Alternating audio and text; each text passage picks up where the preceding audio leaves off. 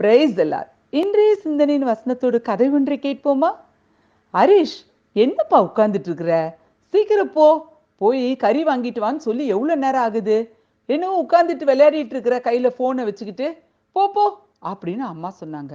ஹரிஷ் பதிலுக்கு, அம்மா அதான் டாடி போயிருக்கிறார்ல, நான் விளையாடினா உங்களுக்கு பிடிக்காதே அப்படின்னு சொன்னான். டேய், டாடி போயிருக்கிறாரா? அவரு உள்ள தூங்கிட்டு இருக்கிறாருடா. நீ போப்பா, சாக்கு சொல்லாத, கறி ஆயிடுச்சுன்னு சொல்ல போறான் அப்படின்னு அம்மா சொன்னாங்க. ஒன்றும் புரியல ஹரிஷ்க்கு. அம்மா, என்ன சொல்றீங்க? வெளியே பைக் இல்ல, இங்க சாவி மாட்டுற ஆணிலையும் சாவி இல்ல, அப்பாதான் வண்டி எடுத்துட்டு போயிருக்காருன்னு நினைச்சனே அப்படின்னு ஹரிஷ் சொன்னான். உடனே அம்மா, டேய் என்னடா சொல்ற? 2 லட்சம் ரூபாய் வண்டிடா, இப்படி பண்ணிட்டியே, யாருன்னா ஃப்ரெண்டுக்கு கொடுத்தியா? நல்லா யோசனை பண்ணி பாருப்பா அப்படின்னு அம்மா சொன்னாங்க. அம்மா, நான் ஏம்மா யாருக்குன்னா கொடுக்க போறேன்? நான் யாருக்கிட்டையும் கொடுக்க மாட்டேம்மா.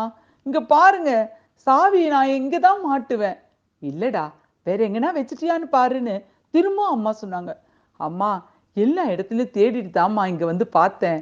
நான் எங்கேயும் வைக்க மாட்டேன், இங்க தான் மாட்டுவேன். பாரு, இந்த இடமே காலியா இருக்கு. வண்டி வேற இல்லையேம்மா, சாவியை விடு, வண்டியே காணுமே அப்படின்னு ஹரிஷ் திரும்பவும் அம்மா கிட்ட சொன்னான். 2 பேரும் என்ன பண்றதுன்னே தெரியாம முழிச்சுக்கிட்டு இருந்தாங்க. அந்த நேரத்துல தான் வீட்டுக்கு வெள்ளை அடிக்க வந்தவன், அம்மா கொஞ்சம் ஒரு சொம்பு தண்ணி தாங்கம்மா குடிக்கிறதுக்கு அப்படின்னு சொல்லிக்கிட்டே பாக்கெட்ல ஏதோ தேடினான். ஹரிஷ் ஒன்றும் புரியாம அந்த ஆளையே பார்த்தான். அந்த ஆளு பாக்கெட்ல இருந்து ஹரிஷோட வண்டி சாவி எடுத்து கொடுத்தான். ஹரிஷ்க்கு ஒன்றும் புரியல.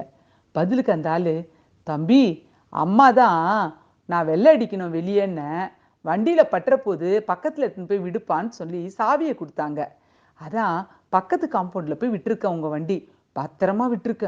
தம்பி, வண்டி ரொம்ப விலையோ, சூப்பரா இருக்குது தம்பி அப்படின்னு சொன்னாரு. ஹரிஷ்க்கு என்ன சொல்றதுன்னு தெரியல. கோவமா அம்மாவை திரும்பி பார்த்தான். அம்மா அங்க அசடு வலிஞ்சிட்டு இருந்தாங்க. ஆமா, அவங்களுக்கு மறதி ஜாஸ்தி. என்னங்க, நம்ம வாழ்க்கையில கூட இப்படி அதை காணும் இதை காணும் அப்படின்னா பக்குன்னு ஒரு பயம் வந்துடுது. அடக்கடவுளே, நம்மளுக்கு மட்டும் ஏன் தான் இப்படி நடக்குதோன்னு புலம்ப ஆரம்பிச்சிடுறோம். ஆனா வேதம் என்ன சொல்லுதுன்னு பார்க்கலாமா? நீதிமானுக்கு ஒரு கேடும் வராது. நீதிமொழிகள் 12:21.